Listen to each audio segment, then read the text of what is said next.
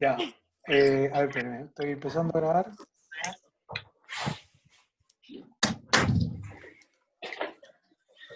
Ya. Ya pues. Bueno, antes que todo, darle la bienvenida a todos, agradecer su participación. Tenemos un muy buen número de personas asistentes, lo cual nos pone muy contentos. Eh, Hemos querido hacer nuevamente esta segunda sesión de la conversa Snap, que le llamamos, que más allá de hablar de Snap, lo que buscamos es un espacio de interacción y de conversación entre todos. Y para eso ponemos un tema. Les parto contando un poco de la dinámica. Karina Escalona, que está, es la que coordina en el back office del webinar, que es parte del equipo de Snap, la encargada comercial de Snap y de marketing. Está Andrea Basagoitia, que también es la directora de cambio de comportamiento de Snap. Está Valeria Brand, con su polera de Snap, obviamente, como directora de desarrollo estratégico. Y bueno, que le habla, que dirijo en cierta forma Snap. Y tenemos dos grandes invitadas, como la Ceci Rodríguez, que yo creo que muchos la conocen, y Alejandra Cordero. Me imagino que ya ambas son muy famosas dentro de nuestro rubro.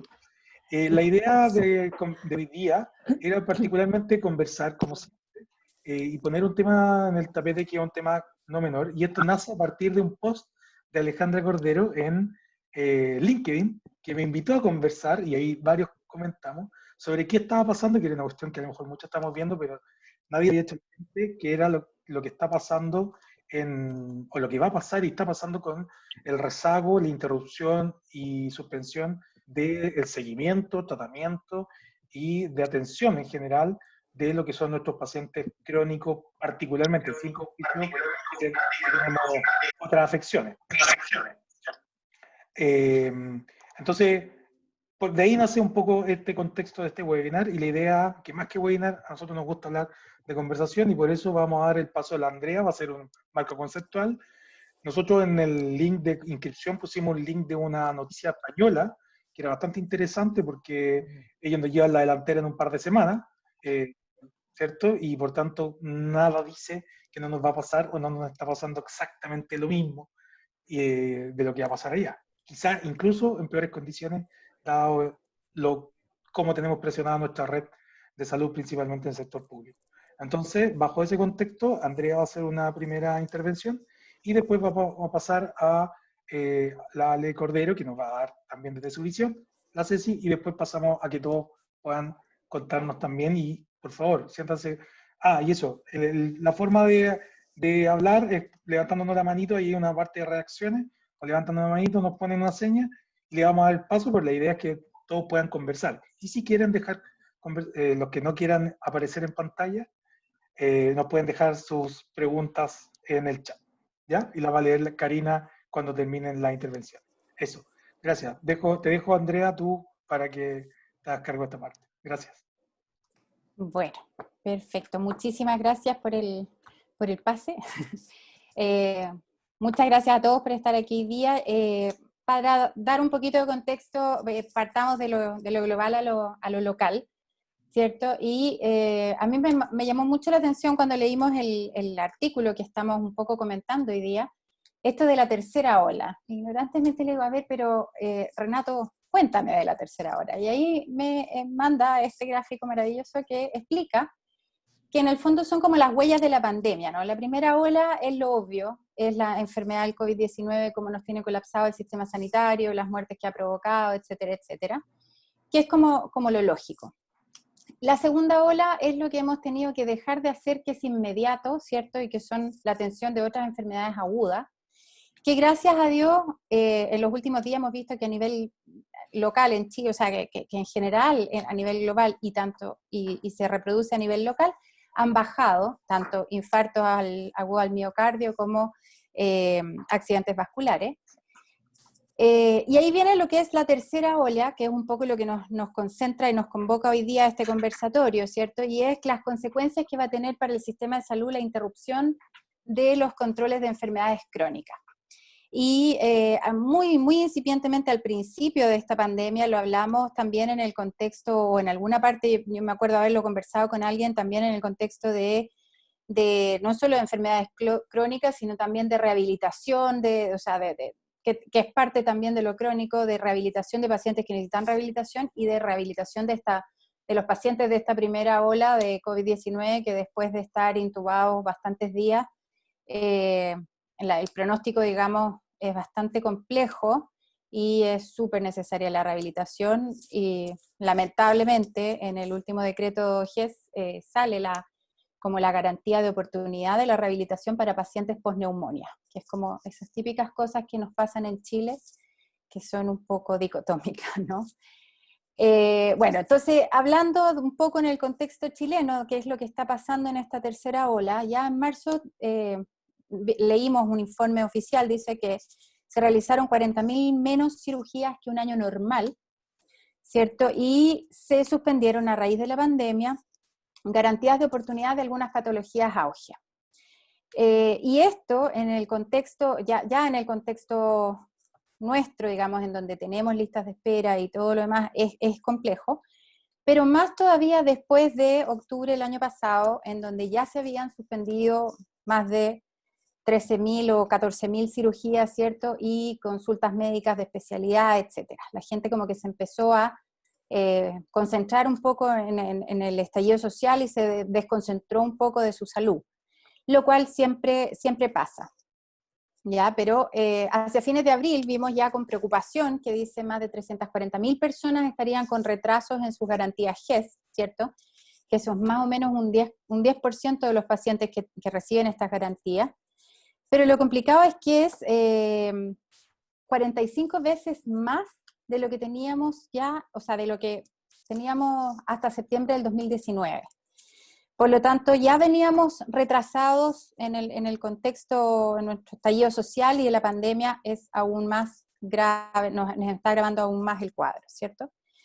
Y por otro lado están las consultas de especialidad, que han aumentado un 121% con respecto a septiembre del 2019.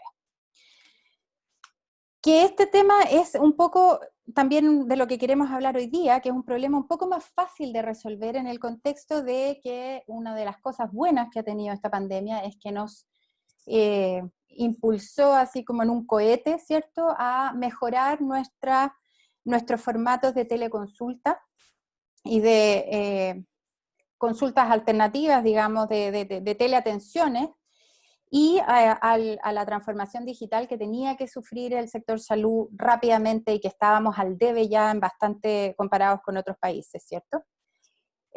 Por lo tanto, es un problema menos malo. Sin embargo, el hecho de que existan hospitalizaciones y cirugías que se hayan tenido que posponer, que ya sean garantías GES y que hayamos sacado la garantía de oportunidad de muchas de estas patologías auge, ¿cierto? No solamente aumenta la lista de patologías auge o las listas de esperas auge, pero además obviamente que va a tener un efecto no menor en las patologías no auge, que van a estar aún más relegadas y aún más atrasadas, ¿cierto? Bueno, a mediados de mayo el Consejo Asesor pidió suspender el reinicio de las atenciones GES y las cirugías electivas en la región metropolitana.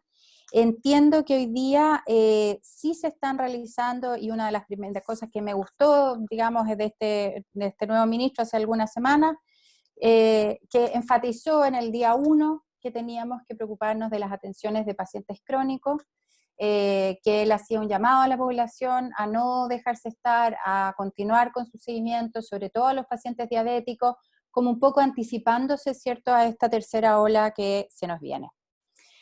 Y eso, en junio ya, el 1 de junio, aparece otro informe oficial en donde dice que ya llevamos casi 3 veces más de las prestaciones atrasadas que teníamos en diciembre del 2019. Por lo tanto, estamos ahí en donde empieza esta ola en donde empieza la tercera ola y en donde vamos a empezar sí o sí a notar efectos no menores y que vamos a tener que resolver. Así que con ese contexto le paso la palabra a Cecilia Rodríguez no, para que nos pueda contar desde su... Era al revés. Era al revés. ¿Sí? Perdón. Pero como... Sí.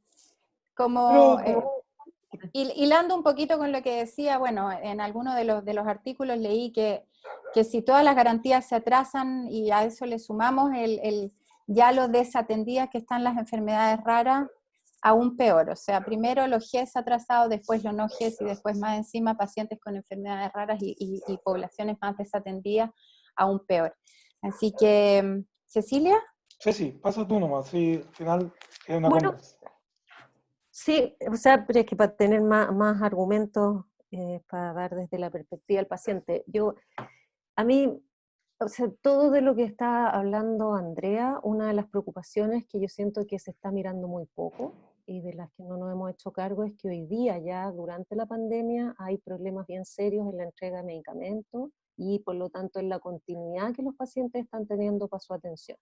Entonces, no es solo que se empiece y se retome la atención, sino que este periodo también ha habido muchos problemas que se habían anticipado, pero que el sistema no fue capaz de absorber y de resolver.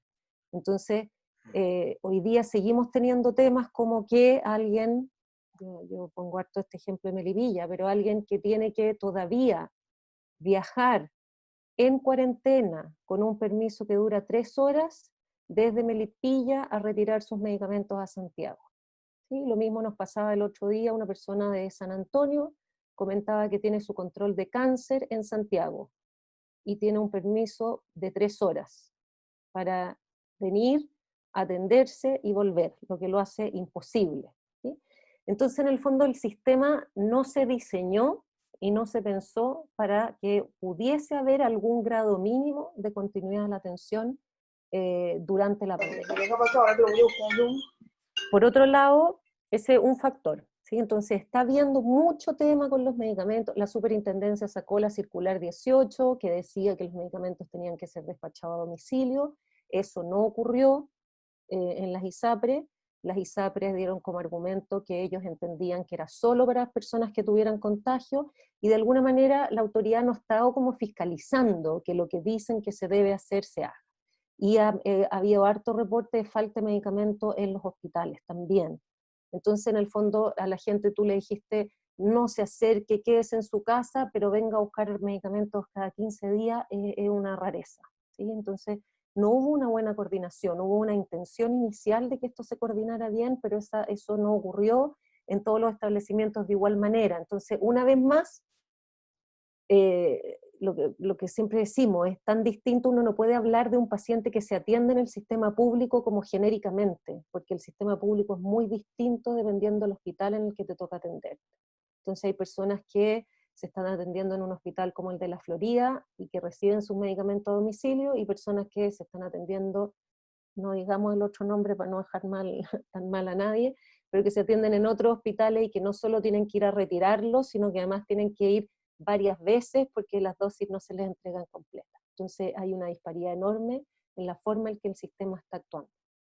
Ahí a mí lo que me pasa, que es como, les dijimos, eso dan ganas de decir, les dijimos, este era un problema que nosotros veníamos reportando hace muchísimo tiempo. ¿Cómo es posible que todavía sea un paciente el que tiene que ir a 4 establecimientos distintos si sabemos que una caja, así como aquí, esta caja, que viaje esta caja, es mucho más barato que hacer viajar a una persona con las horas, el tiempo que eso significa? O sea, ahí vuelve la pregunta como, más allá de la tercera ola, ¿qué nos falta como sistema para que podamos entender que los medicamentos deben estar en el lugar más cercano posible para la persona y no distribuir en los distintos lugares, con esta imposibilidad de la red de coordinarse porque uno es de atención primaria y es municipal y el otro no es municipal y es del ministerio? Entonces las dependencias hacen que los medicamentos tú los tengáis que ir a buscar a los distintos lugares y este hospital no es de la misma complejidad que el otro, por lo tanto en su arsenal no está ese medicamento, por lo tanto si yo tengo cáncer no puedo ir al que queda a media hora, sino que tengo que ir al que queda a 4. Y esa cuestión es algo que de verdad uno no lo entiende, yo no lo puedo entender, no lo puedo entender. A mí se me echó a perder, yo siempre pongo estos ejemplos idiotas, pero que reflejan tan bien el funcionamiento. Se me echó a perder el teléfono, llamé a un motoboy, lo llevó, el gallo lo arregló, me lo mandó de vuelta por motoboy, y uno dice, Si en otros servicios funciona tan bien, ¿por qué en salud seguimos funcionando en ese ámbito tan mal? Porque en el fondo acá uno también, yo me saco el sombrero por lo que ha sido la salud pública en la atención de la pandemia. O sea, no es poner no es ponerse negativo con el mundo público, porque además las ISAPRES lo han hecho tan mal, ¿sí? Tan mal como los hospitales. O sea, los pacientes están teniendo los mismos problemas en la entrega de sus medicamentos, entregas parcializadas, esta cuestión de perseguir en las farmacias cuál te entrega, el que la ISAPRE te pelotea a la farmacia de vuelta. Entonces ahí hay un tema, eso como primer tema. Entonces, no solo hay miedo de parte de la población, sino que además ha estado mal preparado para absorber el piso mínimo, porque uno dice, al menos las personas debieron haberse mantenido con sus medicamentos para un control crónico, y al menos con una llamada telefónica para poder mantener como el mínimo del control. Y ese mínimo no ha estado funcionando y operando bien. Entonces, hoy día la segunda ya traía, no sé si lo pudieron ver, pero que el 60% de los exámenes para detección de enfermedades como hipertensión, diabetes y algunos tipos de cáncer, ya tenemos un 60% de disminución en la toma de esos exámenes. Entonces no es solo la lista de espera de quienes hoy ya están enfermos, sino lo que se nos va a venir con lo que no se está diagnosticando en estos meses. Eso también va a ser un temazo. Hace 10 días atrás, Inglaterra sacó el informe de cómo estaban ellos. Y yo creo que uno de los problemas mayores que vamos a tener es en cáncer. Si bien cáncer, bueno, y ellos ya lo reportan, el 60%, ellos disminuyeron la atención de cánceres graves en un 60% durante la pandemia, ¿sí? De cánceres graves. Por lo tanto, vamos a tener un aumento significativo de mortalidad por cáncer, eso es un hecho. Y ahí también hay cosas donde nos entrampamos, porque yo aquí, no sé, hay gente mucho más competente para pensar en cómo se articula la red, pero en el fondo quedaron, todos los establecimientos hoy día son COVID, no exclusivamente, pero en todos se atiende COVID.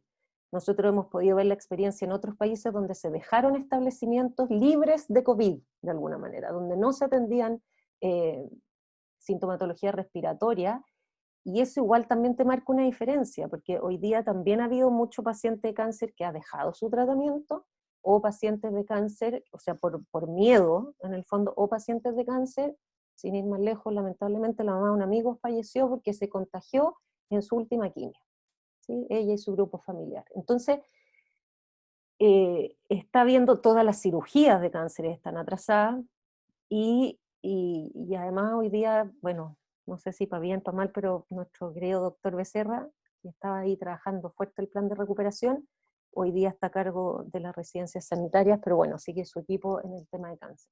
Entonces, a mí lo que siento que nos ha faltado es cómo poder ir trabajando. Bueno, de partida, la pandemia tenía un enfoque súper biomédico, ¿sí? Entonces, y que yo de alguna manera como paciente lo entiendo, porque hay momentos cuando se requiere, es como en la urgencia, yo siempre digo en la urgencia, nadie quiere salir, el médico, si alguien tiene un accidente, el médico no va a salir a preguntar quién es la familia, cuáles son los gustos y las preferencias, hay que hacer atención de choque, y en este caso probablemente es lo mismo, pero no se ha trabajado con la comunidad y con la ciudadanía para las otras etapas que vienen. O sea, por ejemplo, este diseño, la entrega de fármacos, la preocupación por los controles, no se trabajó ni con los grupos de pacientes, no se ha involucrado en absolutamente nada a la ciudadanía que está organizada y que de alguna manera está en contacto con la comunidad. Yo eso lo he echado mucho de menos. Y lo que echamos mucho de menos también es que entonces esta sensación de hoy día, el único foco es COVID, que se entiende, pero que haya como este segundo grupo que esté trabajando en lo que viene, de manera tan urgente como COVID. O sea, yo tengo la impresión de que la emergencia nos pilló sobre la máquina, pero que hoy día no nos debería pillar la tercera ola sobre la marcha, porque sabemos O sea, hace 10 días pudimos leer el reporte del sistema inglés y pudimos ver lo que a ellos les está pasando con las enfermedades crónicas, con cáncer. ¿Por qué hoy no ya está montado el equipo que está trabajando en cómo se va a evitar toda esa pérdida de calidad de vida o de vidas por estas otras condiciones? Eso uno echa de menos en el fondo, que exista la misma urgencia hacia el futuro, de poder estar mirando el futuro. Y ahí, por supuesto, echar de menos, o sea, también lo que nos cuesta acá de la cooperación público-privada, cómo podemos montar mucho más de colaboración en esto. Siento que ha estado poco presente.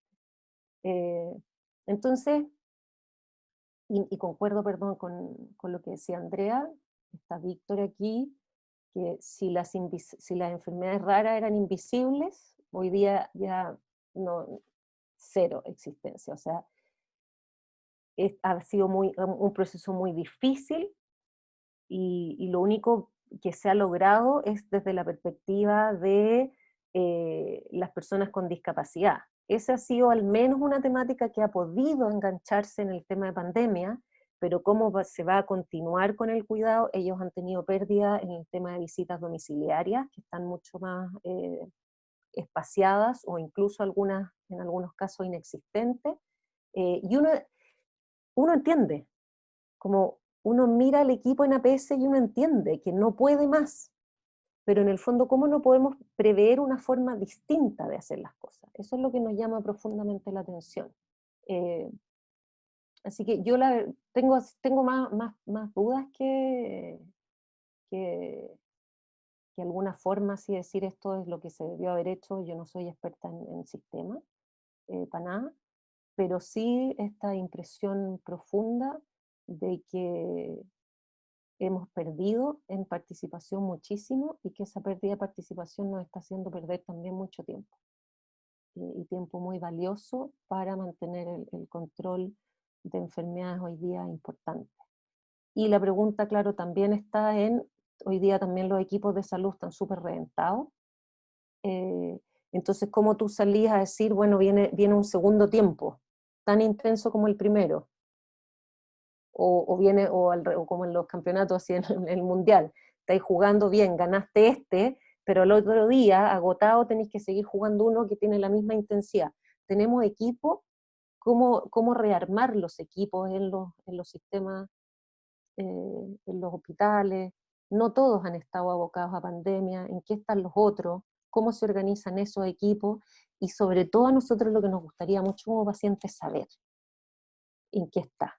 Porque yo no dudo que en algún hospital ya se esté trabajando algún proyecto interesante, pero el problema es que en esta como vuelta al enfoque profundamente biomédico que ha habido, hemos quedado fuera de las comunicaciones. Y esto, para ponerlo en ejemplo, cualquiera de ustedes que haya estado hospitalizado, cuando estáis con tubos, máquinas y cuestiones, uno pregunta cuánto falta. Y en verdad no queréis saber si te los van a sacar al tiro o no. Uno, aunque te digan esto por lo menos para una semana más, es como que tú seteas todo para decir ya, tengo que tener calma, tengo que respirar más lento, tengo que hacer, pero uno sabe. Pero cuando te dicen tranquilita, tranquilita, si ya va a pasar, no sirve el tranquilita. Necesito saber qué va a pasar. Y entonces yo tengo la impresión profunda de que al menos a las agrupaciones de pacientes en estos meses se nos ha dicho, tranquilito, tranquilito, está todo controlado, ya va a pasar. Y esa respuesta no ha sido muy provechosa. Nosotros no se imaginan la cantidad de correos, la cantidad de conversaciones, la cantidad de preguntas que están sin responder, que nadie nos pudo responder qué pasaba con la campaña de vacunación. Tocamos no saben cuántas puertas. Entonces eso llama profundamente la atención, en el fondo una muy baja comunicación, muy baja explicación a la ciudadanía, aunque sea no sabemos y lo vamos a resolver. Pero ha sido una respuesta muy insuficiente, y que el problema es que le sumas a un deterioro físico por falta de medicamentos, por falta de control le sumas también un deterioro que provoca la angustia de no saber qué va a pasar con las personas que están a tu cuidado. Bueno, me acordé que justo estaba hoy día con una amiga que está tratando de encontrar los medicamentos para su mamá, está todo el problema con los medicamentos controlados, que no hemos sido capaces como país de ponerle una respuesta a eso. Entonces decimos, señora, quédese en su casa, pero si usted necesita un medicamento controlado, salga, vaya a buscar un papel, y que ahí yo entiendo que esta es una comunidad principalmente de desarrollo tecnológico en salud y que ha habido un avance en eso, ¿sí? Pero ha sido un avance bien desarticulado. Entonces, ¿cómo hacer que ese avance, aunque haya sido desarticulado, pero que sin duda trajo muchas buenas prácticas, se pueda articular y que buenas prácticas se queden, pero buenas prácticas? Y que no se nos vaya a quedar pegado en el sistema la desarticulación de estas llamadas, videos, conferencias, porque Andrea mencionaba la teleconsulta, pero la gran mayoría no tiene teleconsulta, tiene un control telefónico de 2 minutos y medio con suerte. Esa es la realidad del control que está viendo hoy día salud. Entonces, ¿cómo rearticular, cómo mejorar esta articulación, cómo comunicar mejor, cómo calmar un poco esta angustia y ansiedad de la baja información o de la desinformación? Esas son algunas reflexiones por ahora. Pero y eso que este es un buen día porque hubo sol. Oye, Después me escuché como para atrás y dije, estaré muy negativa, pero No, está estoy bien. tratando de graficar de verdad. Nosotros, Sí. Víctor sabe, tenemos un grupo que hay como 60 organizaciones pacientes y de verdad que es como, al principio tenía una actividad intensísima, pero ya hemos llegado a semanas donde, ¿sabéis qué? Ya, ¿para qué? ¿para qué? Ya Exacto. después de 20 puertas y 50 correos, ¿para qué? Y ahí uno igual se anima y manda una cuestión y hace el reclamo y no sé qué, pero de verdad que la actividad bajó porque es como, ya nadie escuchó. Oye, yo quiero retomar ahí cortito una de las cosas que tú dijiste. Yo creo que uno se agota por el hecho también de que puede decir, se los dije, o lo sabíamos como pacientes digamos, como pacientes crónicos, etcétera. Pero también yo creo que influye en que ya esta pandemia, cierto, que dicen que revela lo peor del ser humano y de los sistemas también. Uno se agota porque se da cuenta que hasta cuándo el sistema no gira en torno al paciente. Y ahí vuelvo a mi tema favorito, que es medicina basada en valor, ¿cierto? Y value-based healthcare, pero para el paciente realmente. Y nuestro sistema ya se pasó la barda hace mucho rato de pensar que el paciente, cuando es paciente, solamente es paciente. Porque eso de hacer viajar a un paciente 4 horas, como bien tú dices, y ahí te quería hacer una corrección, si sirve de algo para alguien, por recogidas medicamentos de que tengas que moverte más de 2 horas, tú puedes pedir el permiso de 12 horas, que es el permiso para ir a visitar al centro de salud, aunque no sea el médico. Eso en algún minuto lo clarificamos con un paciente de lejos y es así, entonces como para tener un poco más de respiro. Pero es verdad lo que tú dices, la entrega de medicamentos, te o sea, pero yo agradezco no que se esté el sabe. permiso, qué bueno. No, pero Claro. más allá de que no se sepa, pero es que es tirado en las mechas. Sigue Absolutamente. siendo tirado en las mechas, que cuando Sí. pusiste a un país en cuarentena, alguien desde Melipilla tenga que venirse al San Juan de Dios a retirar medicamentos y además la frecuencia de buses está disminuida, no sé qué, o sea, Es que debería ser al revés. No, es absolutamente tirado en las mechas. absolutamente. O sea, Y te y ya agrego, solamente perdona, el tema de que te entreguen medicamentos una vez al mes y que tú tengas que ir al mes 4 veces porque una vas a atención, la otra vas a pedir, no tienen todo el medicamento, tienes que volver a ir para retirarlo, ya es una aberración. O sea, como tú dices, por diseño ya estábamos mal. Entonces hoy día es aún peor, digamos. nosotros siempre hemos dicho, perdona Andrea, que el sistema completo está diseñado desde la perspectiva del administrador, full, ni siquiera desde el Absolutamente, funcionario, ¿sí? Desde el administrador. absolutamente. Y perdona, pero para darles otro ejemplo, que también era algo que nosotros veníamos diciendo hace muchos años, el tema del registro. Y esto de que el paciente no tiene ni un registro, que si uno, no, cuando te dicen, no, Cecilia, eso no es así, el registro clínico es tuyo, porque tú lo puedes pedir. Yo lo puedo pedir, me llegan 20 días en unas fotocopias que además vienen desordenadas, ¿sí? O sea, no existe. Y uno de los problemas, que esto yo ya lo he mencionado, pero con el tema de la vacunación, cuando empezó el tema de la vacunación, por favor, todos vacúnense, perfecto, la gente salió feliz a vacunarse, hicimos campaña entre los grupos pacientes, vacúnense, todos ustedes vacúnense. Llegaban al establecimiento más cercano a vacunarse, en el caso de nuestra organización, hola, tengo artritis reumatoide, me quiero vacunar contra la influenza, y necesito un certificado de su médico. Pero es que el médico ya no está atendiendo, no, pero es que ¿cómo yo sé que usted tiene lo que usted dice que tiene? Entonces, esto es broma, o sea, es como el absoluto sinsentido, porque además en marzo, cuando parte la vacunación, todavía no se sabía bien las consecuencias del virus. Entonces, a los primeros que nos mandaron para la casa fue a los inmunosuprimidos. Y a nosotros nos mandaron así, a mí me mandaron con orden de no asomar la nariz para afuera porque no sabían si teníamos más riesgo. Claro, si hoy día hubiese que ir a vacunarse, yo voy mucho más tranquila porque ya sé que el riesgo de contagio, ya hay estudios que muestran que no tenés mayor riesgo de contagio, entonces hay una serie de variables que hoy día se manejan mejor, pero en marzo, entonces al final lo único que hiciste fue estresar a todo ese grupo de pacientes que o no estaba porque después quitaron las vacunas, después no, las vacunas son para los más chicos, no, después las vacunas son para las Fuerzas Armadas, ¿no? Entonces, y más encima esto de, yo no sé si usted tiene lo que usted dice que tiene, que además lo tenía gente que te decía, llevo 30 años con esta enfermedad y ahora me piden un certificado que de dónde saco, pero ¿le sirve mi última receta? No, porque necesito el certificado. Entonces, de verdad que era así Sí. como tú decís, Hay hay una un dicho con esto de descoordinación sin la cueca, una descoordinación sin sentido que sin nuevamente te sentido. demuestra que el paciente no Es está el ni último, el último. en ninguna parte, digamos, en el Sí, centro señor. de la Sí, coordinación del es Oye, sistema. el último. la quiero interrumpir para que Pasamos Sí. a... la Ale nos dé su visión y después ya abrimos completamente la conversa. Por favor, Ujú. siéntanse. Yo sé que el Paulo le pica la boca por hablar, ¿cierto? Y hay un par más, a lo mejor el Víctor también, ¿cierto? Pero es lo que queremos, ¿cierto? Que se genere Mm. interacción post ya la presentación o la visión de la Ale para que podamos generar y abrir la conversa.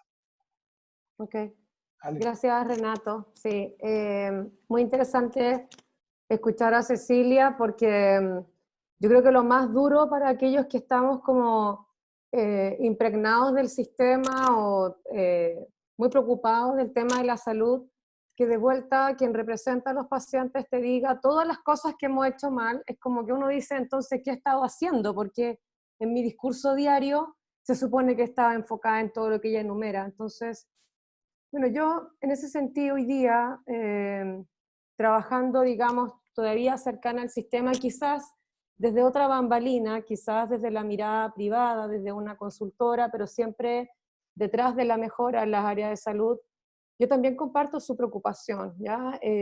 Porque a mí me ha faltado un poco la mirada de decir, bueno, el COVID es una situación crítica, efectivamente, yo creo que a pesar de que la estábamos viendo venir de otras partes del mundo, y eso debió haber sido una tremenda escuela, no se supo abordar acá. Entonces, eso generó en las personas una gran incertidumbre que ha sido increíblemente así expansiva, modificaciones en la información constantemente, por tanto, herramientas que nos servía hoy día parece que no, otras que dejamos de usar y así.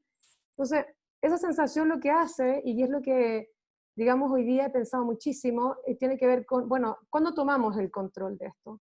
¿Cuándo le transmitimos a la gente que en realidad sabemos para dónde vamos? ¿Y qué es lo que pensamos hacer? Entonces ahí, yo eso un poco planteaba en el link y decía, bueno, hoy día hay un escenario que está oculto, que tiene que ver con todo lo que ha enumerado Cecilia, yo creo que lo ha hecho increíble, al final no dice en realidad lo que va a hablar, pero bueno, vamos a tratar de complementar eso, ¿no? Que tiene que ver con la gente que hoy día estaba haciéndose un diagnóstico. O sea, yo trabajé 24 años en el sistema y sé que hay muchas personas que detrás de un diagnóstico recorren y recorren los establecimientos en saber si tienen o no un cáncer, en saber si o no tienen una enfermedad crónica, en saber o no qué pasa con su hijo.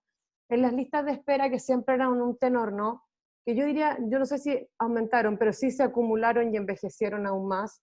En el caso de los crónicos, que los dejamos de ver y de seguir, entonces uno dice, bueno, eso está ocurriendo, y no ocurre solo ahora desde que el COVID está, sino que está pasando desde el estallido social, ¿cierto? En donde ya hay personas que hace más de 8 meses que no reciben un control médico, hace más de 8 meses que nadie sabe si están o no compensados, si están o no tomando sus fármacos, como dice ella, ni siquiera sabemos si lo están retirando. O sea, levante la mano el que no conoce un crónico en su familia. Es cosa de llamarlo y preguntarle, oye, ¿alguien te ha preguntado cómo vas? ¿Te quedaron unas tabletas? O sea, ¿tienes para retirar? ¿Alguien te ha chequeado cómo sigues? Y la respuesta es no. Entonces ahí uno dice, bueno, aquí viene yo me centro y digo, tomo todos los problemas de la Cecilia, los anoté todos, y digo, entonces ahora hay que pensar, si alguien no lo está haciendo, y eso es lo que yo planteaba en LinkedIn, bueno, ¿qué es lo que hay que hacer? O sea, ya, tenemos toda una lista, entonces pensemos qué hay que hacer. Y hoy día yo transformo esta pandemia en un momento de oportunidades. Acá se han botado un montón de barreras de entrada, ha entrado un montón de gente a la cancha a jugar, ofreciendo soluciones. Digo, entonces armemos un esquema de soluciones, ayudemos al sistema, complementemos lo que ahí hay. Hagamos una propuesta en la cual no solo nos centremos en la oferta de servicios, sino que centrémonos en la demanda de la población. Hagamos estrategias en la cual podamos tomar una mirada de lo que está pasando de una forma más masiva, la tecnología lo permite, y desde ahí segmentemos para poder trabajar, porque efectivamente lo que estábamos mirando, el diagnóstico que tenían los sistemas o los establecimientos o las redes de atención, ya cambió. La gente se nos deterioró en las casas, hoy día aumentó el riesgo de muchas enfermedades y ni siquiera lo sabemos. Entonces yo ahí es donde digo, bueno, ¿cómo hacemos una mirada rápida a lo que sucede? ¿Cómo no nos apoyamos de la tecnología para eso? ¿Y cómo ordenamos una gestión sobre la población con una eficiencia en el uso de los recursos, porque siguen siendo pocos? Yo ahora que estoy del lado privado, yo digo, hoy día, si no hay complementariedad público-privada, esto no se va a dar. O sea, si seguimos esperando que el sistema público por sí solo lo haga, no va a poder. Entonces la estrategia está en cómo generar esas oportunidades, en cómo poder determinar por dónde partir, cómo generar canales oficiales de información, cómo acercarnos a la gente y no hacer que la gente esté golpeando la puerta de los establecimientos sin una respuesta. Entonces, yo creo que ahí hay que centrarse. Yo tener la oportunidad de retomar relaciones o conocer personas que están abocadas al servicio de salud desde otra perspectiva, y creo que alternativas de solución hay muchas. Yo creo que la clave está en cómo generamos sinergias bajo una lógica que tenga un sentido de hacerse cargo de esa situación de salud. Hoy día hay definiciones dadas desde hace mucho rato desde el punto de vista programático que requieren ser actualizadas a la situación actual, digamos, a lo que estamos viviendo, y en eso generar nuevos modelos sanitarios. Yo voy por la lógica de aprovechar esta entrada de la telemedicina al sistema y generar modelos lo más virtualizados posibles. Hay que hacer que la gente que tiene que permanecer en sus casas, porque no sabemos por cuánto esto va a durar, tiene que volver a retomar su asistencialidad. Yo sé, Cecilia, que la gente quizás no tiene acceso a todo el mundo a un teléfono, pero hoy día a un teléfono inteligente o a un computador en su casa, pero hoy día la tecnología te permite llegar a través de metodologías más simples, de medios más simples. Yo digo que lo que hay que armar es una propuesta de servicios reformulada pensando en estos nuevos requisitos, en cómo tengo que atender a una población que se ha deteriorado, en cómo tengo que sacar una imagen rápida de cómo está toda mi gente, en cómo tengo que mantener la segmentación de esa mirada, cautelando las responsabilidades. Hoy hay que generar estrategias en las cuales los municipios tengan información, los centros de salud tengan información de cómo está la gente en sus casas. Ellos no lo saben. Generamos como limitantes en las cuales no podemos compartir esa información y más encima les pedimos solución. Entonces, yo digo, ¿hay mesas que formar? Sí, hay mesas que formar. ¿Hay participaciones que generar? Efectivamente. Yo, por ejemplo, me nutro muchísimo de las oportunidades que tengo de escuchar a personas como Cecilia que representan a los pacientes. Yo digo, cada vez que tengo la oportunidad de escucharla, es una tremenda instancia en la cual uno tiene que rápidamente pensar en cómo dar soluciones. Yo creo que hoy día estamos en eso. Yo creo que hoy día hay que centrarse en una estrategia que haga gestión de la demanda, que se centre en decir, bueno, vamos a ver cómo está nuestra población en una mirada un poco más amplia.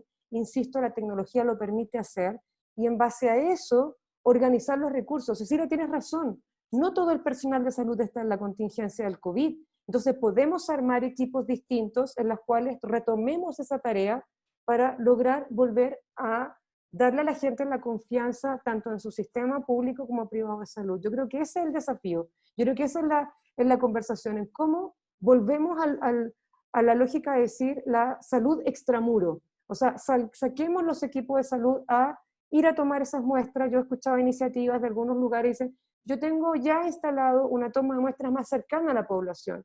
Yo tengo ya resuelto cómo procesar esas muestras sin que la gente tenga que moverse masivamente a esperar en una sala para que los puedan llamar. Ya eso no se puede volver a hacer. Y no sabemos por cuánto tiempo. Entonces, creo que la discusión que hay que hacer es en armar estrategias que permitan resolver esa problemática. Confío en que cada una de las personas que se ha conectado hoy día tiene una propuesta para hacer ese enlace y que en esa lógica existan los espacios para presentarlos, exista la discusión de esos modelos y que basado en esas lógicas de resultados que ya están escritos, nosotros nos podamos volver a rearmar. Yo confío en que se pueda hacer eso, digamos, y ese es como mi planteamiento a esta conversación. Yo tomo todos los problemas que yo he planteado, si los ordenamos, son súper abordables, lo que requieren es esa premisa.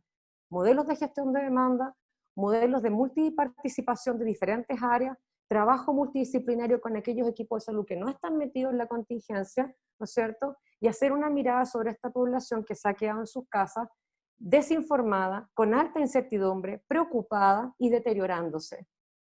Eso, Renato. Perfecto. Gracias, Ale. Yo creo que, bueno, todos me imagino que tienen una visión. Quiero hacer un paréntesis. Este webinar nosotros lo organizamos en conjunto con ITMS, del cual tenemos la suerte de contar con su CEO, Latam, por ahí conectado a Francisco Raúl, con el apoyo también de CENS, ¿cierto? CNO, la Cooperativa Nacional Ontológica, y con ProTIGITI, obviamente con la Ale, y con el apoyo también de la CECI a través de su escuela de pacientes. Parecía un anuncio comercial, pero no era eso, que no hice el anuncio, no lo hablé al principio. Quiero hacer un alcance, mira, justo Paulo, con el cual compartimos a diario, hace un alcance que me parece súper interesante, a propósito, justo lo que terminaba hablando la Ale. Yo soy fanático de la tecnología, ustedes los que me conocen lo saben, y tenemos una tecnología nosotros, pero en general yo también creo que hay que morigerar también de cómo se abordan. La tecnología no es una solución en sí misma, sino que es un instrumento para. Las personas no todas tienen el mismo acceso, es claro, ya queda en evidencia también un poco esa brecha y esa marginalidad digital que tiene parte de la población importante, que es la que me imagino también en muchos enfermos crónicos y en general población que no puede acceder a todas las herramientas tecnológicas, lo cual también nos hace, volvemos al tema de los accesos. Antes era acceso a salud, ahora acceso a tecnología para poder acceder a salud. Y bueno, Pablo hace un alcance que me gustaría que Pablo después lo ampliara. Dice, ojo con la puesta en marcha de la ley 21.180, que obliga a las instituciones públicas a digitalizar sus procesos administrativos. Yo voy a hacer un alcance a propósito de eso. Nosotros hace 3 meses, cuando empezó la pandemia, como SNAP, creamos una plataforma que era gratuita, que se llama atencionvecino.cl, que está publicada, todavía está disponible para uso. Y voy a hacer solo un alcance, que a lo mejor puede ser para poner. Fue una creación que terminamos en 2 semanas y algo, la disponibilizamos de manera gratuita para todos los prestadores, CESFAM, centros, los que quisieran, municipios, para poder acercar a la población y para que esa entrega de un medicamento, por ejemplo, no significara el traslado del paciente al centro de salud, sino que se lo fueran a dejar. Y les voy a decir solo un tema. A nosotros hablé por lo menos con 15 o 20 municipios, CESFAM, de todo, respuesta cero. Cero. ¿Sí? Lo digo súper responsablemente y crítica. Cero. La plataforma sin costo, disponible, quédense con ella, ocúpenla. Lo que queremos es ayudar a la pandemia. Cero. ¿Qué permite esto? No, que la gente no tiene internet. No, que no. Sorry, pero yo tengo una visión igual, insisto, no lo va a solucionar, pero sí lo disponibilizamos para ocupar y no se ocupó. Hay también un tema de cambio de comportamiento también del funcionario. Hay un tema de cómo abordamos y cómo ponemos todos nos ponemos en función de esto. Lo dejo ahí porque creo que es un tema también que es un tema de cambio de conducta también, porque esto nos puso, como dijo Andrea antes, la misma, esto revela lo peor de nuestro sistema y también muchas veces lo peor de nosotros como seres humanos. No, no es menor. Ya, entonces lo dejo ahí. Paulo, me gustaría que pudiera expanderte sobre ese que hiciste. Abro ahora la conversación en que quiera hablar. Por favor, siéntase con la libertad de hacerlo. Gracias, Renato. ¿Se escucha? Sí. Sí, perfecto. Ya vale. Sí, tiene que ver con la ley 21.180, que si no es cierto todavía no está en práctica porque falta la aprobación de varios reglamentos, es decir, cómo se va a llevar a la práctica en concreto, digamos, esta ley. Esta ley habla de que todos los actos administrativos de las organizaciones públicas, ministerios, servicios de salud, Estado descentralizado, todos esos temas, tienen que estar digitalizados 100%, desde el que lo pide hasta el que lo genere, y los pasos intermedios. Y eso es un tema potente porque básicamente los que trabajamos en el sector público sabemos que está lleno de cuadernitos con firma, y que para pasarle una cosa a mi compañero que está al lado, yo lo viví porque es interesante, hace 100, no, en el 2014, yo me acuerdo que hice un proyecto bien bonito con pacientes oncológicos, y una de las cosas que generaba demora en la gestión de las horas de los pacientes oncológicos era que había mucha burocracia mal entendida, o sea, había mucho papel para arriba y para abajo. De hecho, el hospital en ese momento no estaba integrado a la red del suroriente, a través de Sidra, y funcionaba todo con papel, o sea, una estafeta que caminaba, tomaba micro, dejaba la interconsulta en otros hospitales, y me llamaban después del hospital como 2 meses diciendo que la hoja estaba al otro lado. Todas esas cosas ocurrían. Y además, dentro de la organización, en las distintas reparticiones que habían chiquititas, había papeles por todos lados, o sea, eran cuadernos para arriba, cuadernos para abajo, con firma, interconsulta, que tenía mucho flujo, y gastaban, no sé, yo calculé que gastaban como 4 días, al menos, solo en temas de firmas y papeles, cuando hice el levantamiento del proceso dentro de un proyecto 6 Sigma que hice. O sea, gastaban, incluso llegaban a gastar hasta una semana en algunos casos, solo en la hora administrativa, que eran, o sea, que no generaban ni un valor, de hecho. Destruían valor inclusive por la demora. Entonces esta ley, que si bien es cierto, va con el que esté publicada y va a ser vigente como en un año más después de la implementación, cuando estén los reglamentos y esté publicada en el diario oficial y todas esas cosas. Es un tema de la transformación digital que yo creo que las organizaciones no están hechas para eso, porque las organizaciones no están hechas para las personas, básicamente, están hechas no sé para qué, están hechas para, no sé, para cumplir cosas, para cumplir la regla, la ley, pero no satisfacer las necesidades de las personas. Y eso tiene que ver no solo los funcionarios que trabajan dentro de las organizaciones, sino que tiene que ver principalmente con quienes nosotros tenemos que entregar toda la propuesta de valor, porque tiene que ver con las personas, con los pacientes. Y los pacientes están bastante lejos de todo esto. Muchas veces, en vez de estar al principio de la cadena y en el centro, más que nada, tienden a ser como un elemento como agregado. Es como, sí, está bien, están con los pacientes, sí, está bien que le llegó. Sí, hay que dejar los medicamentos, ya, sí.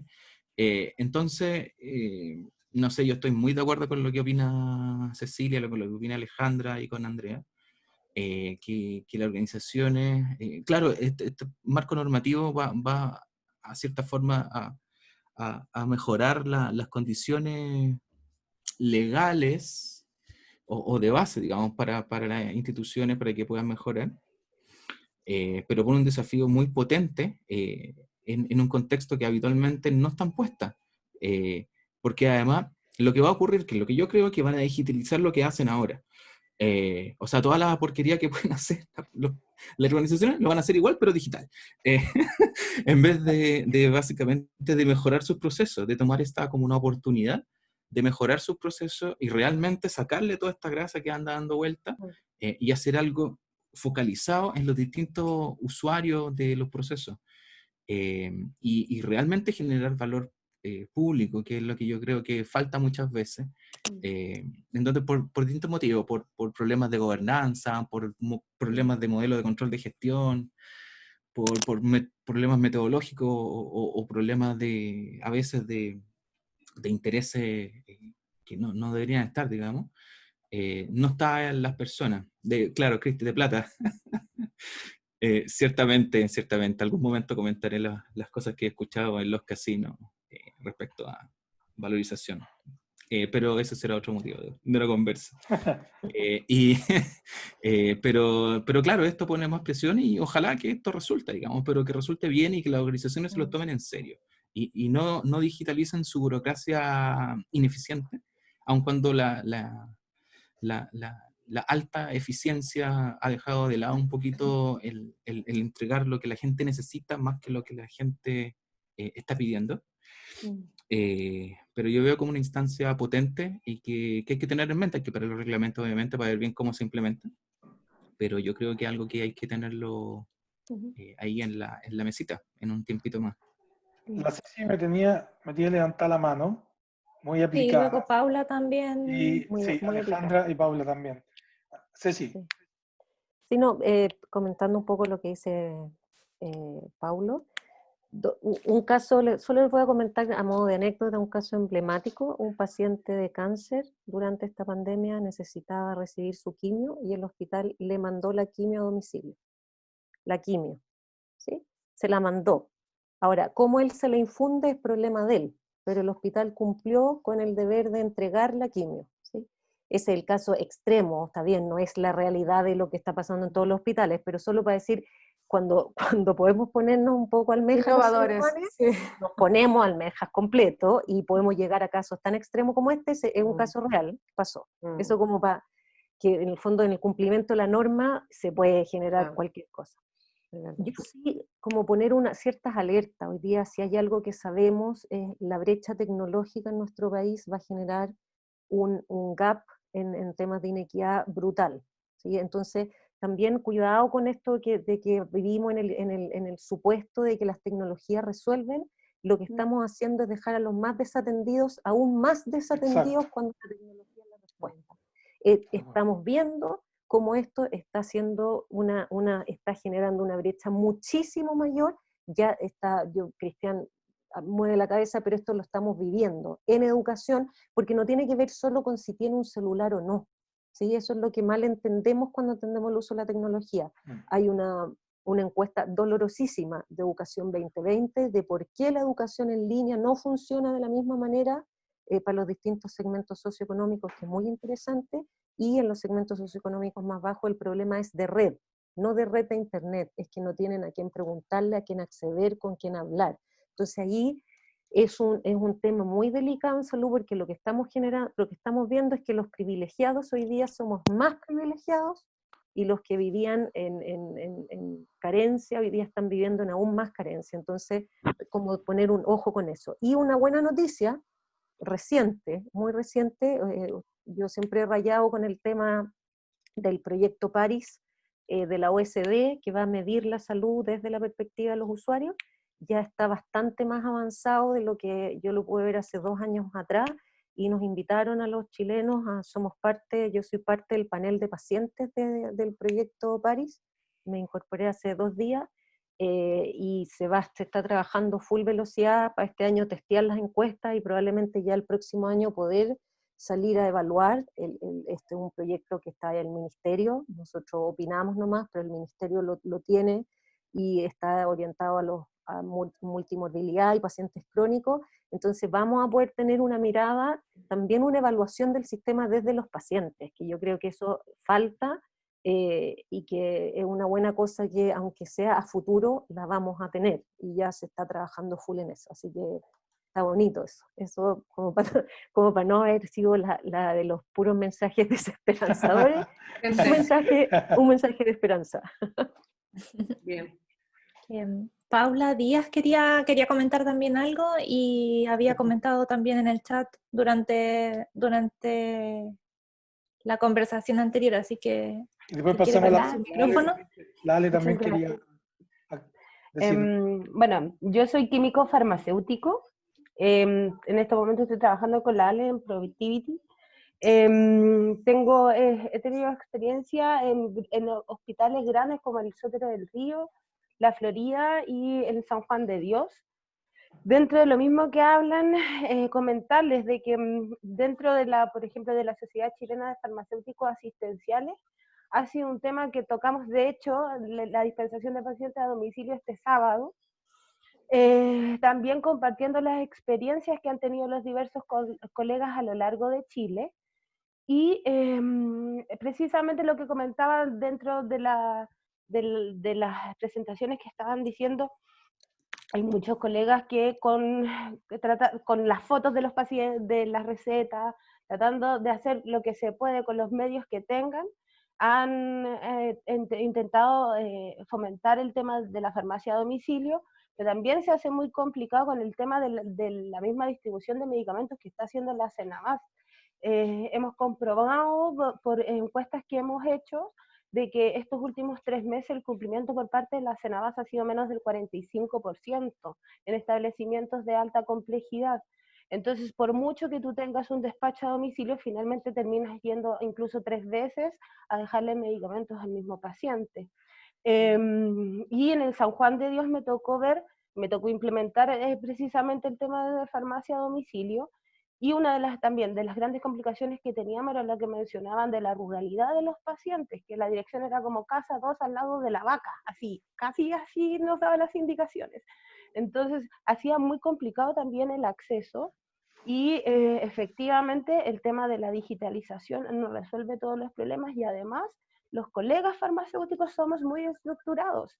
Por ende, el hecho de que nos venga la receta a puño y letra del paciente, etcétera, o sea, del médico, eso hace de que efectivamente, digamos, rechacemos recetas o rechacemos incluso algunas prestaciones. Entonces, finalmente, eso entrampa el proceso, y es la educación que estamos haciendo como Sociedad Chilena de Farmacéuticos Asistenciales, que tiene que ver con, ok, no es tan solo informatizar, sino también tenemos que cambiar como farmacias en los procesos que tenemos, porque finalmente nos abocamos en que solamente tenemos una línea de producción, y ese es uno de los grandes problemas que tienen las farmacias asistenciales hoy día, que con la cantidad de pacientes que tenemos que atender, solamente tenemos la ventanilla, y nos centramos en eso porque el paciente tiene que traer su receta de papel.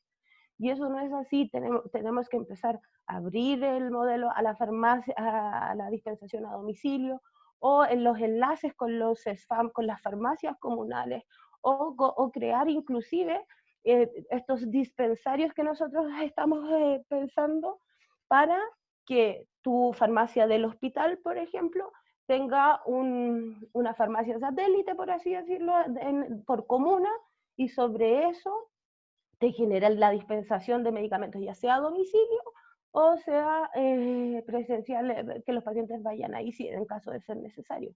Pero es efectivo lo que decía la Cecilia, dentro de nuestra misma red de farmacéuticos nos llegó ese caso también, de que efectivamente habían mandado un medicamento, una quimioterapia a un paciente.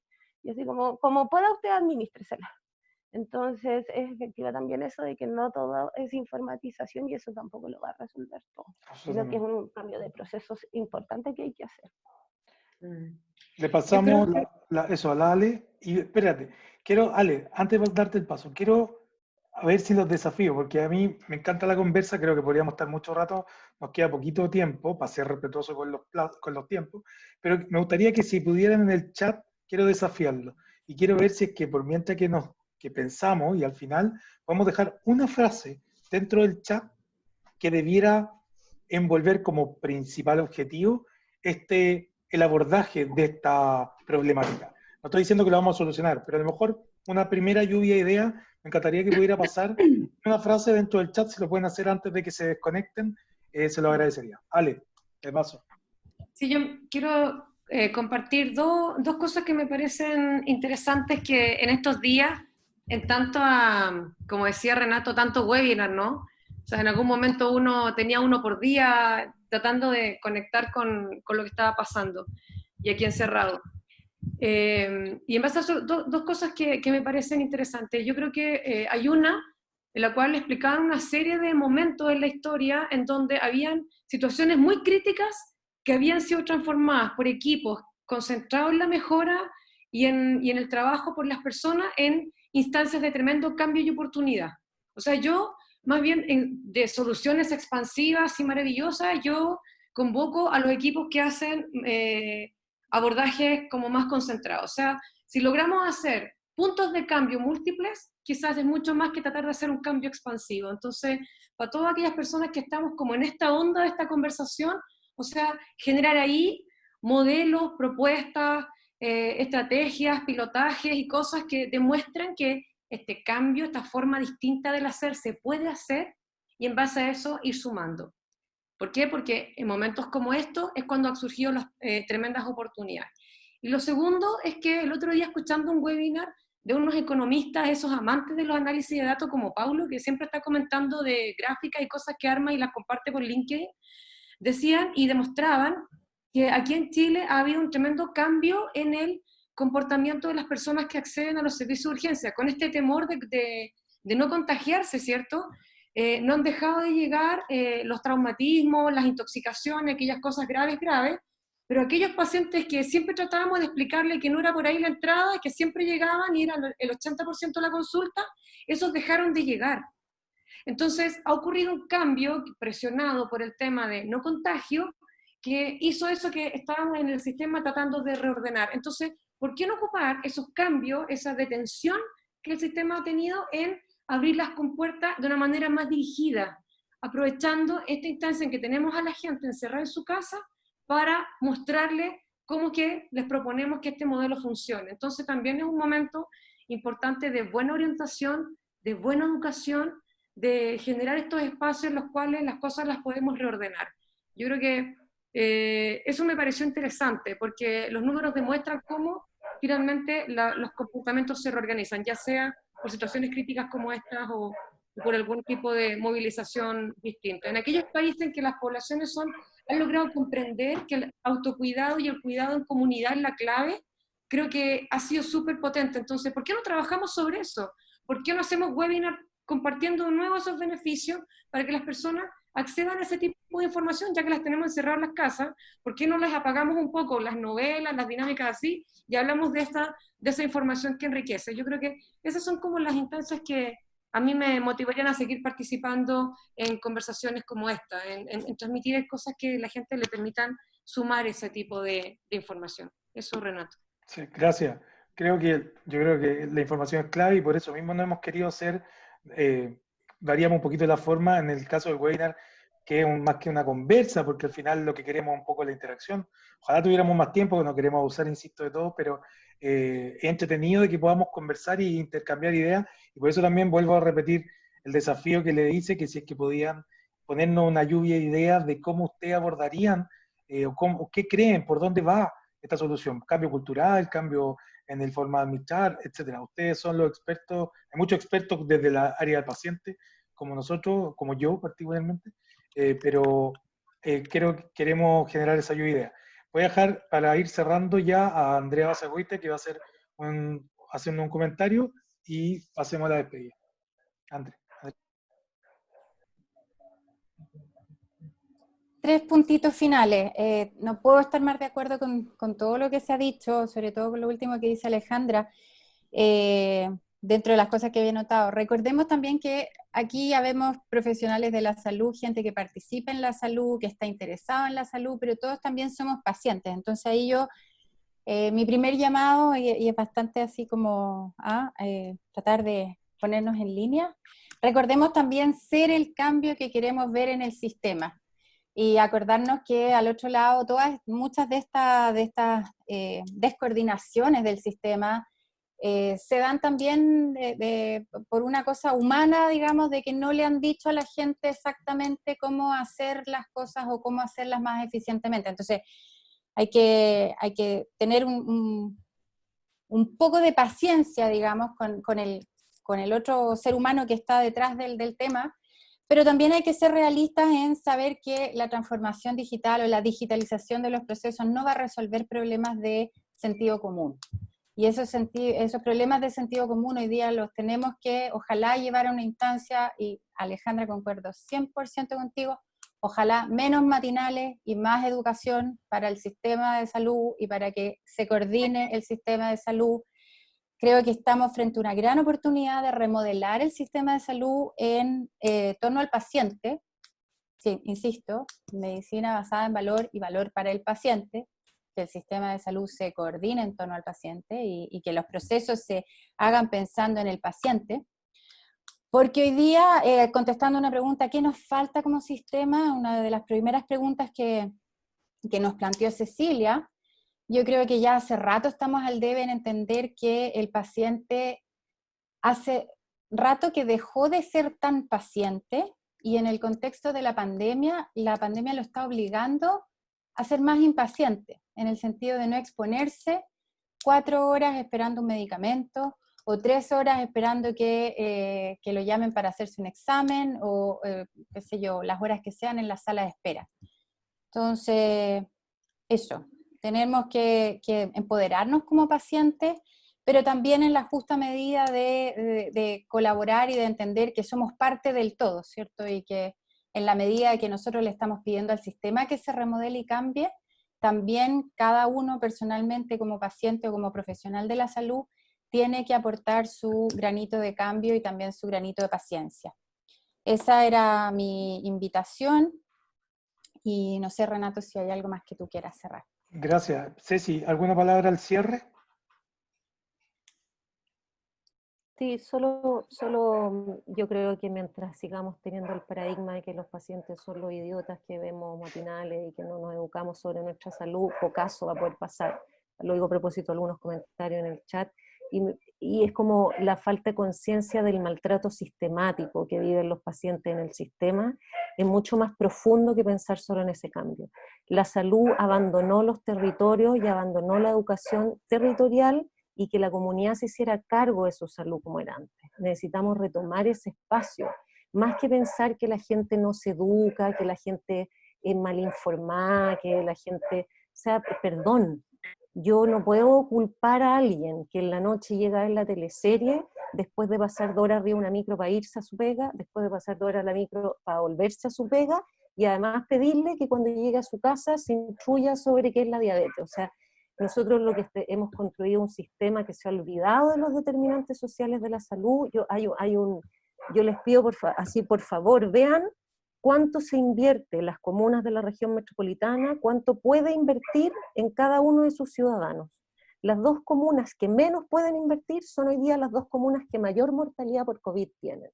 Entonces ese es un indicador que no podemos dejar pasar. Claro. El nivel de inequidad es brutal, entonces esta cuestión no tiene que ver con que la gente vea más matinales o menos, tiene que ver con que construimos un sistema muy inequitativo social y un sistema de salud muy maltratador con los funcionarios, con los pacientes. Aquí no hay ganadores en este sistema, todos somos perdedores. Ahí lo invito con mucha fuerza a leer a Víctor Montori en esto, o sea, todos estamos perdiendo hoy día en el sistema, no hay ganadores.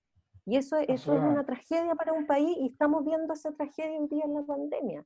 Y están muriendo más los que han podido tener menos cuidado y los que el sistema más debió haber cuidado, porque eran los más vulnerables. Entonces, como si no tenemos eso presente, yo siento que no hay tecnología y no hay educación posible que haga ese cambio. Entonces, perdonen, me aflora como de la guata, porque siento que estamos viviendo una situación brutal, de ver la inequidad desgarradora. Si no estamos desgarrados por la inequidad que estamos viendo hoy día, mientras no vivamos el desgarro, no hay cambio posible, porque esto no es maquillaje, es partir de nuevo, y necesitamos sentir el desgarro de los más vulnerados en este país. Entonces yo creo que necesitamos retomar esa humanidad y saber que hoy día todos estamos perdiendo, y mucho, y necesitamos todos volver a ganar, y ganar solo se gana juntos, porque nadie gana el juego solo, nadie tiene la solución, nadie construye un sistema, una ficha o un algo. Aquí o ganamos todo o perdemos todo, Y eso yo creo que nos falta todavía abrazarnos, aunque no se pueda, de alguna manera menos literal, pero volver a abrazarnos primero y llorar el ver un sistema desgarrado para poder decir, partamos de nuevo, porque lo que está pasando es desgarrador. Sí, es verdad. Bueno, el desafío es grande, ahí dejaron algunos que participaron, dejaron sus observaciones. Bueno, en aras al tiempo ya estamos pasados, que nos pasamos, creo que el tema da para mucho, es un tema, yo de verdad cuando la escucho a la Ceci, se me aprieta la guata, de verdad, se me aprieta el corazón, se me aprieta todo, me da impotencia, un poco de rabia, y creo que esa rabia hay que transmitirla y llevarla a que sean energías para que podamos aportar de alguna forma. Creo que todos podemos aportar, como dice la Ceci, este es un trabajo de todos, no es de unos, no es de que le pidamos la decisión a uno o a otro, sino que es un trabajo conjunto. Nada más que agradecerle, por favor, de verdad, feliz de haberlo tenido nuevamente en nuestro webinar. Quiero, bueno, insisto, vuelvo a agradecer el apoyo de los que nos estuvieron con nosotros, tanto ITMS, SENS, CNO, ¿cierto? Que nos apoyaron, la Ceci, la Ale, la Andrea, por sus exposiciones, y a todos los que asistieron, grandes amigos también, la Patti, Mauricio, Olivia, todo, Alejandra, muchas gracias, Víctor, gracias por estar nuevamente con nosotros, y a todos, Vladimir, y nada, eso. Y al robot de Felipe Y Bustamante, me al encantó. robot de Felipe Bustamante también, que estuvo ahí. Lo quiero, vamos a ver Ahí si, apareció Francisco. sí, vamos a ver Aquí si aparece. dejamos, hacemos otro webinar. Estamos viendo porque el tema de esta sobrecarga de información también es un poco pesada y creemos que hay que dar espacio, pero tampoco queremos abusar. Así que estaremos comentando ese nuevo webinar de Conversas Now, quizás en otro periodo, pero les agradecemos de verdad la presencia. Chicos y chicas, de verdad, muchas gracias por su asistencia. Que esté muy bien, cuídense. Ahí les voy a sacar una foto a todos haciendo señas. ¿Cierto? Gracias por la Y invitación. pongan sus cámaras, ojalá hubiera poder todas sus cámaras y nos podemos despedir con todos juntos. Ya, nada, eso, agradecer, que tengan buenas noches, buen fin de semana que se viene desde mañana, que esté muy bien, gracias por haber estado con nosotros. Qué bueno. Gracias, chao, que esté muy bien. Chao, chao, Chao. Que estén muy bien.